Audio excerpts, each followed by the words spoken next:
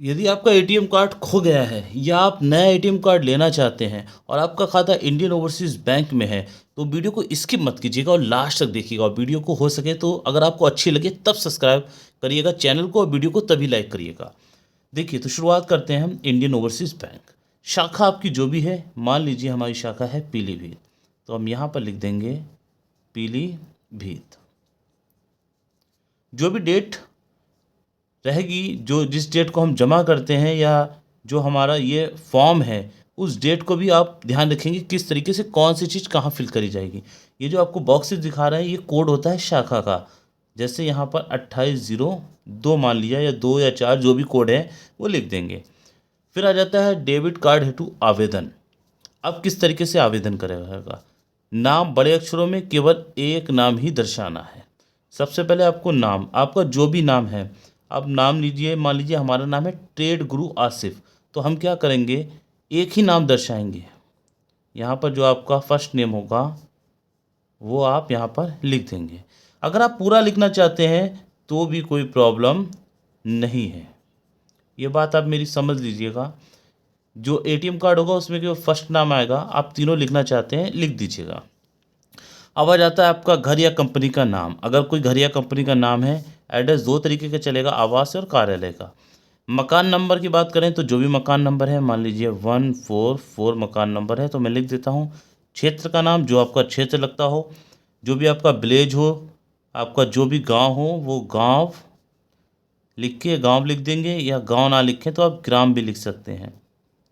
मान लीजिए ग्राम, आपका जो भी ग्राम है, मान लीजिए हमारा यहाँ पर गांव का नाम मैं लिख देता हूँ, गांव हसनपुर।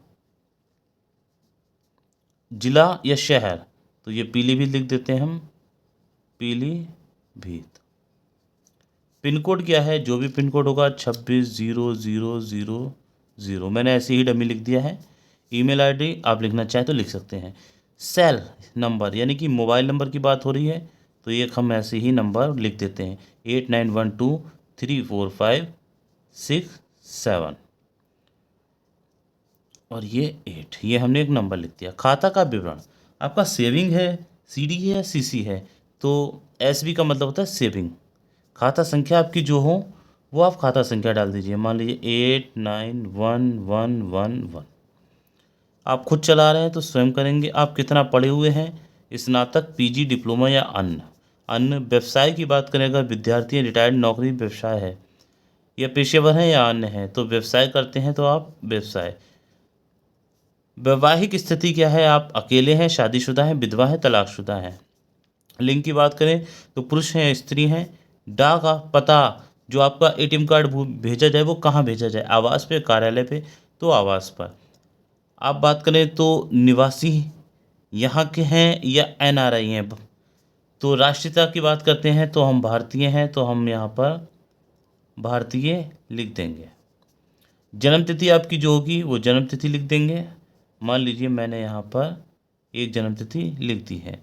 पति या पत्नी है तो नाम लिखेंगे, शादी की तिथि लिखना चाहें लिख लें, ज़रूरी नहीं है। पासपोर्ट नंबर कोई ज़रूरी नहीं। मासिक आय जो है वो आपकी जितनी भी हो वो आप यहाँ पर लिख देंगे।